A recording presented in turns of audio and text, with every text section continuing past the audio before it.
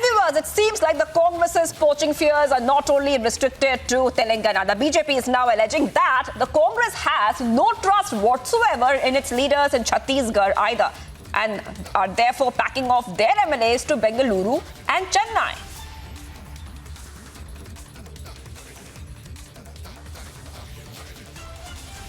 की तरफ से दावा यह किया जा रहा है कि सरकार बीजेपी की बनेगी, चाहे दावा कोई भी कुछ भी कर ले।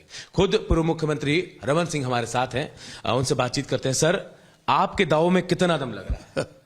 देखिए, दावा और अलग अलग राजनीतिक दल के लोग अपनी बात कह रहे हैं, मगर मैं इसको स्पष्ट करना चाहता हूं कि एग्जिट पोल में जो नतीजे दिखाने का प्रयास हो रहा है, और वो जो एग्जिट पोल किसी चुनाव का नतीजा को पूरी तरीके से स्पष्ट नहीं करता।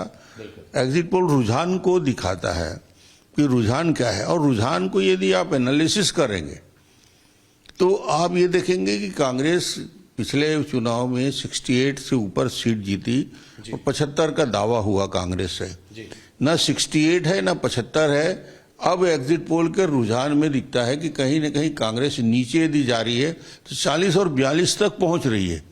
तो जो गिरावट दिख रहा है 40 और 42 और 68 और 75 के दावा करने वाले करीब करीब 26 से 30% का गिरावट कांग्रेस के रुझान में आपको स्पष्ट दिखेगा। और दूसरी तरफ बीजेपी को 15 सीट से बढ़ के 48-46 तक जाते हुए दिख रहा है।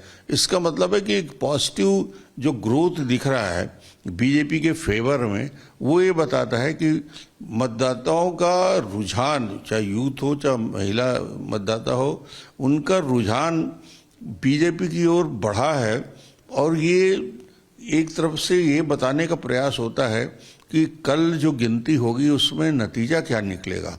नतीजा ये निकलेगा कि जब ग्रोथ बीजेपी का हो रहा है तो ये 48-46 पे नहीं रुकेगा, ये 52 से लेकर 55 तक जाएगा सीटों की संख्या, और कांग्रेस की सीटों की संख्या 40 और 42 में सीमित है। रमन सिंह कॉन्फिडेंट है सर जीत को लेकर? निश्चित रूप से भारतीय जनता पार्टी की स्पष्ट बहुमत के साथ छत्तीसगढ़ में सरकार बनने जा रही है। अब इसमें डॉक्टर रमन को कोई शंका नहीं। सर, सब हम लोगों से बातचीत भी कर रहे थे, लोग कह रहे थे कि छत्तीसगढ़ को रमन सिंह ने बनाया। क्या ये लड़ाई 15 साल और 5 साल के बीच?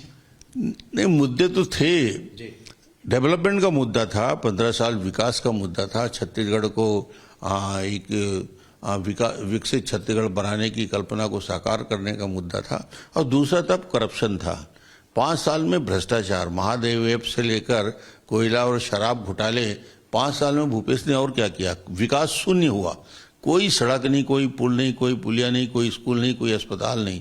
जनता यही पूछ रही है कि तुम मुख्यमंत्री बने इसलिए कि अपना घर भर सको। 508 करोड़ रुपया का महादेव ऐप में सीधा न केवल प्रमाणित आरोप लगे हैं बल्कि दस्तावेज के साथ कहा जाता है।